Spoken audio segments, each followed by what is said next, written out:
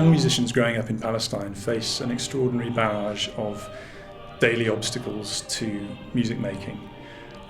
And this bursary scheme really was an exercise in providing for them the kinds of opportunities that their peers in the United Kingdom and in Europe more generally would take for granted. A large part of this project for me has been giving an opportunity to talented musicians who I think and I hope this summer have got the opportunity to meet their counterparts in the UK and make music in a way that they wouldn't get the chance to do in their homes. The second part of it for me is that the young people from the UK are able to meet these young musicians, the Palestinian musicians, see how fantastic they are, learn a little bit about their culture through being with them all the time, and start building friendships which will last long into the future.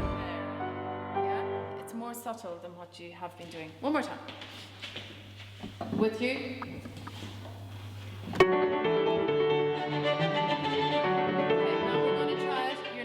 This is a totally different culture to me, and different people, food and everything. It's really important for musicians to have such experiences. It's offering much more than you can ever have in anywhere else. Plus, I haven't realized that any earlier until I got here and got to this stage where I now can say that confidently. The Choir of London has been working in Palestine since 2004. In that time, there's been a tremendous renaissance in music education in that country, a real feeling that Western classical music has a genuine place in the curriculum there, and many hundreds of students beginning to learn instruments with many teachers coming from abroad, but also locally. And what happens in Palestine feels very cut off from the rest of the world, and we're anxious to allow these young musicians to feel that they are part of something international. They're doing the same thing there that we're doing here, that countless kids all around the world are doing. That in a sense they're part of the same project. In music, the notes are our language. So if we're all talking the same language, despite us being from different nationalities, we all are going to bond over that. I guess that's like the one thing in common that will all keep us strongly together.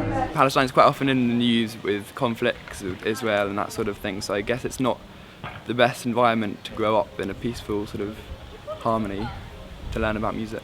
It's hard to exchange views unless you have these sort of exchanges between young people who will then grow up to become the proper musicians of their age. We had to explain a lot what language we were speaking and what was the situation there in Palestine. People were very surprised by what was happening between the Palestinians and the Israelis and how we are living. Yeah.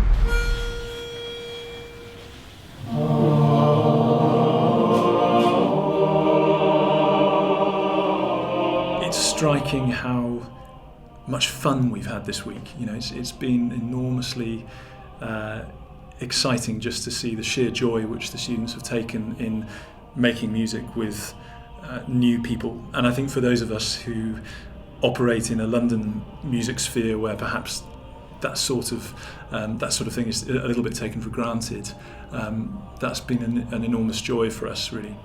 It's just about what you play. That's it. If you play a musical instrument, that's it. You're bonded. I am sad to go home because it's been a wonderful experience over here, and I love London. And I do love home, but I really liked it here. I've improved a lot musically while I'm here. Yeah, I learned so much stuff from every single person I've met. I made many friends, through the music, and I'm happy, very happy, really, to be here. We very much hope that the scheme will continue to flourish, expand and develop in years to come.